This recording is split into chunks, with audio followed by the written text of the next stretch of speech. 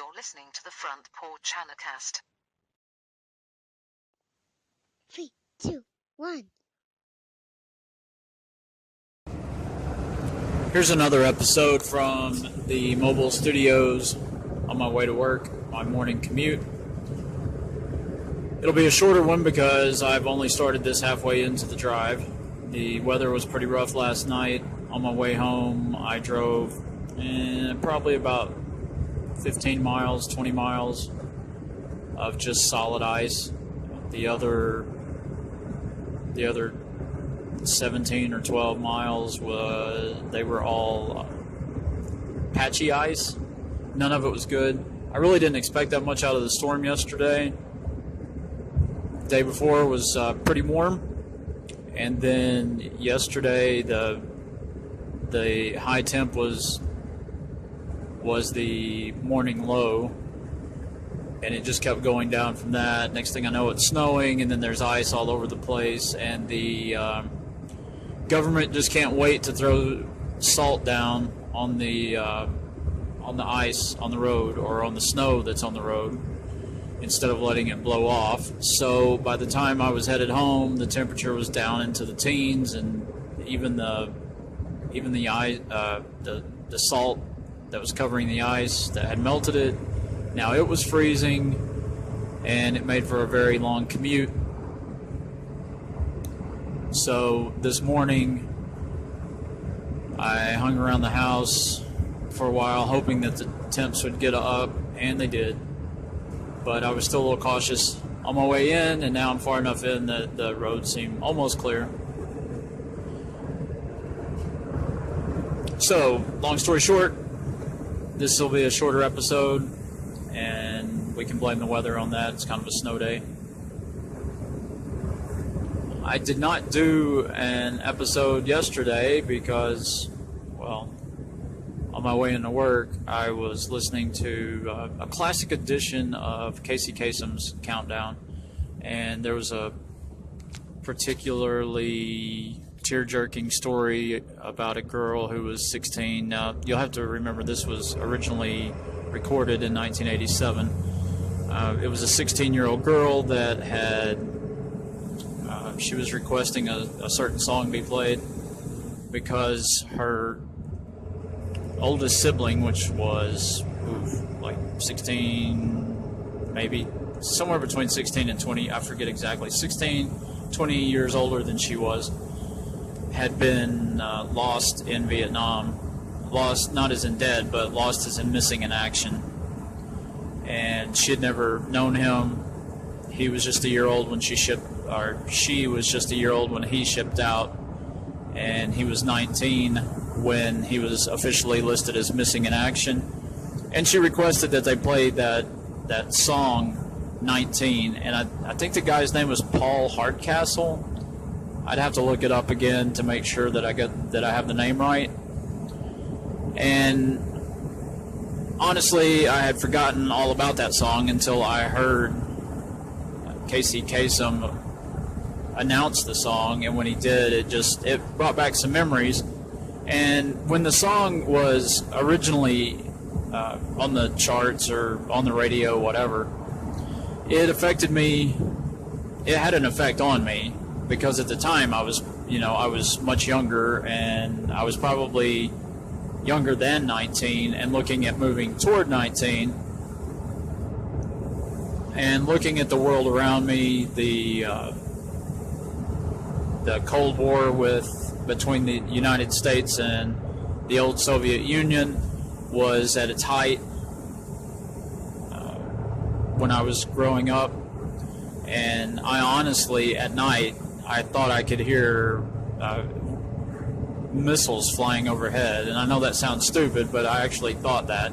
And this wasn't during like the Cuban Missile Crisis or whatever. This was in the mid-'80s, and I'm thinking that, these jets I hear at night, I'm thinking, are those missiles, and that this could end at any time, which is probably a little more than any of the other kids my age were thinking about. But I paid attention. I knew what was going on, and, hey, it could have happened. And so listening to that song about 19-year-old kids going to war in Vietnam was particularly moving to me. That, I thought, hey, what kind of world are we living in where this is supposed to be a free country, yet they're shipping off kids, just barely older than what I was at the time, overseas to die. Now, all I knew about Vietnam at that point was that my dad had grown up during that time. My dad had been drafted into the U.S. Army, and with full intentions of sending him to Vietnam. I know some of his, from the stories I've heard, I believe some of his brothers went to Vietnam, and one of the stories he told, was that he was actually on a plane that landed in Vietnam, but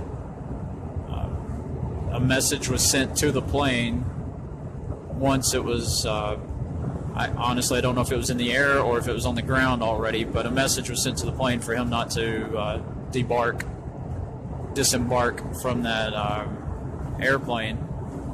And then he was promptly shipped to Germany, where he served his I'll piss some people off here, but where he served his term of slavery to the U.S. military. And, it doesn't sound like he had a very harsh gig there, but the fact that he was, forced to work for the military against his will, that kind of sucks. And there was a large number of people that were drafted into the U.S. military during that time. I don't have the numbers in front of me, and I don't remember how many U.S. soldiers died over there. Something like 50,000, 58,000, something like that, I believe is the number. And I don't know how many of those people were drafted. But even at that age, even when I was, in my early teens, I was thinking, how can this even be possible? This is supposed to be a free country. How can a bunch of guys tell somebody that they have to go over there and fight? And that's the point of view I was looking at it, is how could they tell me that I would have to go fight?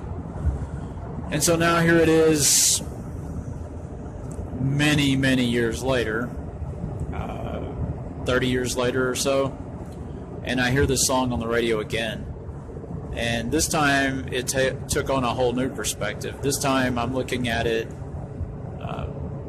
through the eyes of a parent, and I'm thinking about my child, and how do a group of people think they would have the right to send my kid off to fight in some other person's war?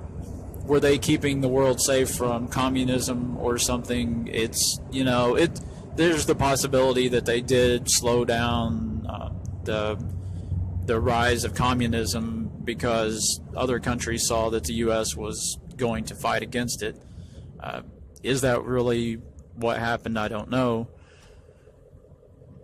I'm still looking at it. There was a North and a South Vietnam, and then years later they eventually reunified, and now it's just Vietnam. And really, what was that war all about? I have no idea. I really don't think that that the U.S. government was prepared to fight it to win it. And I really think that those 50,000 people's lives could have probably been spent better somewhere else. And that's going to make a lot of people mad, because I'm supposed to respect everything that the U.S. military does, and I don't. But I'm also looking at it,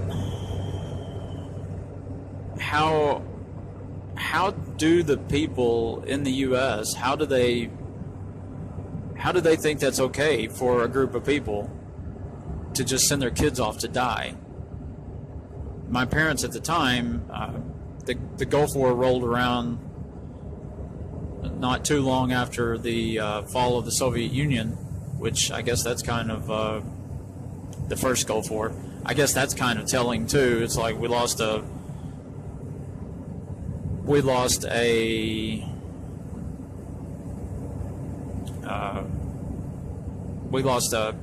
enemy to have to fight against and stockpile ammunition and weapons against.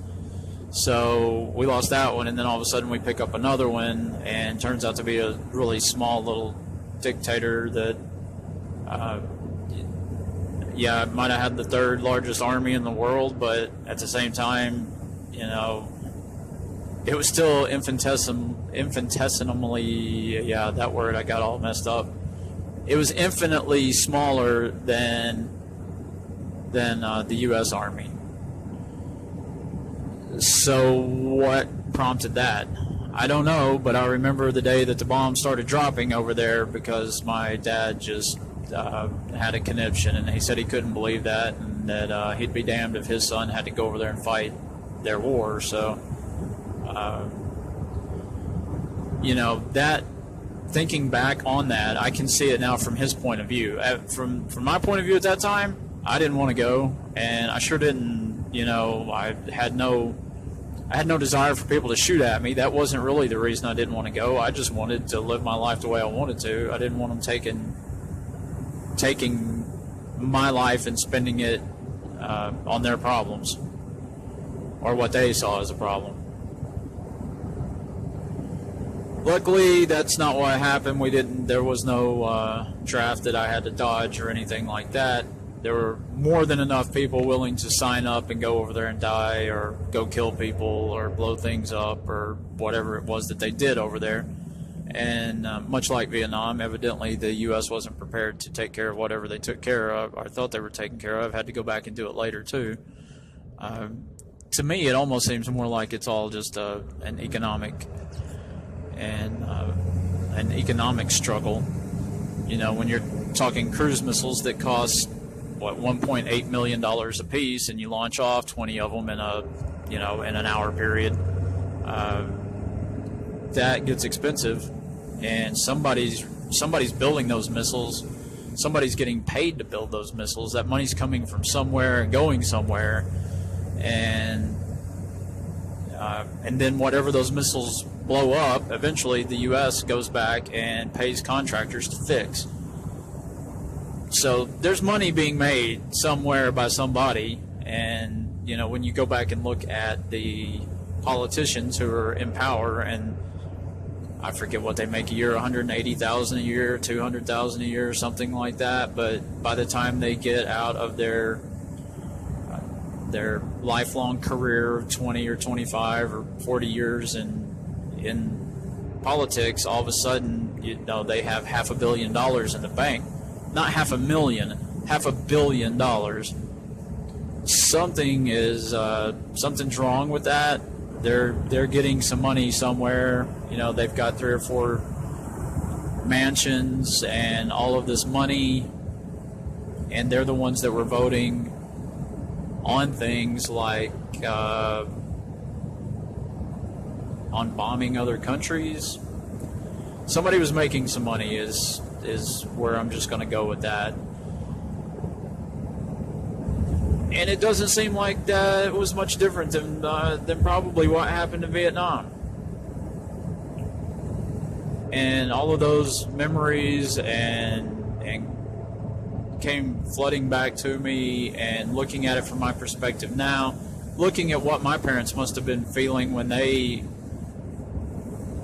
heard the news that there was going to be a war, or that there was a war had started, and knowing what they had lived through, and then knowing what they thought about me, but not just me, my friends too. I had some friends I was really close to, and it turns out one of my friends did go ahead and sign up with the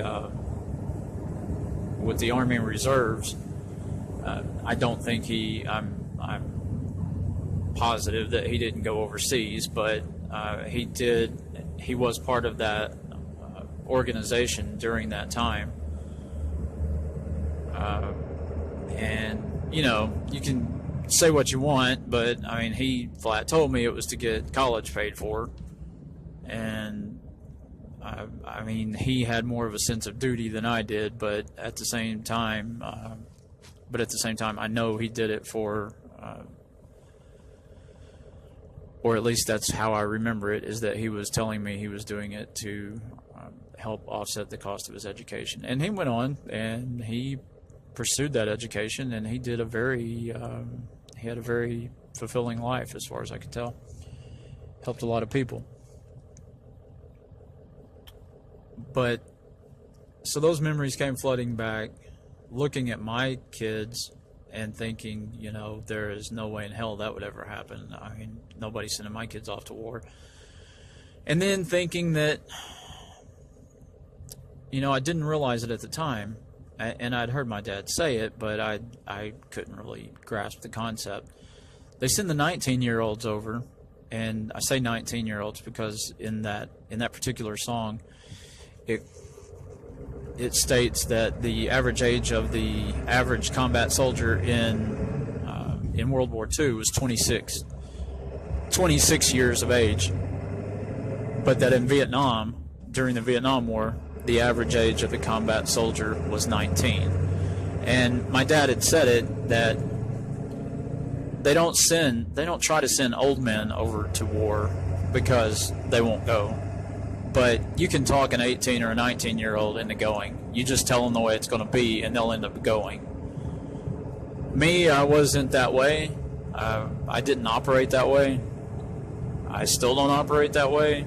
And I would hope that my child wouldn't operate that way. But I'll tell you, I would speak for him. He's nowhere near 18. But even if he were, I would stand up for him, and he would not be going shipped off to some other country or whatever.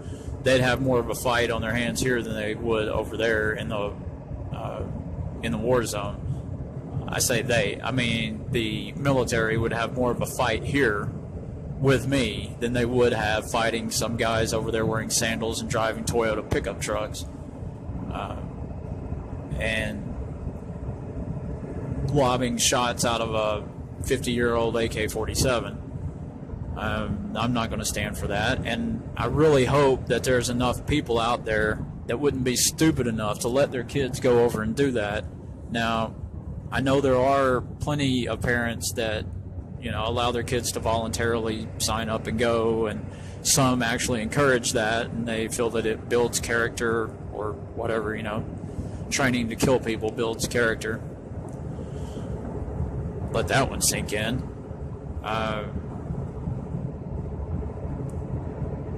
And, that's their parenting style. That's fine. Let them go over there, let them get killed and then cry when they come back and then talk about how patriotic they were. That's fine. That's, that's on you. If that's how you, see your kids. Me, no.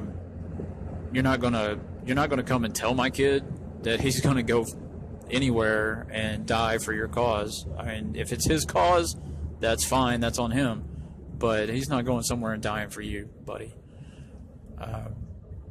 And, thinking about that hit me pretty hard yesterday as I was driving into work. And, grown men aren't supposed to cry, but I guess sometimes it happens. And I find it's happening more and more now that I'm actually a parent.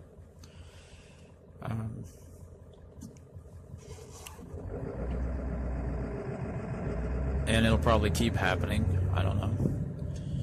I just wanted to share that. Again, not that it matters, and probably never will matter to anybody. Maybe my kids someday, if they ever listen to this. But anyway, if you have anything to add, any comments or suggestions or anything, be sure to send me a message at Front Porch Anarchast on Facebook. And maybe I'll put more out there someday. Thanks for listening. We hope you enjoyed this broadcast of the Front Porch Anarchast. Like and share our page or send us a message at Front Porch Anarchast on Facebook. Now can I do it? Anarchy needs no masters. I got all done.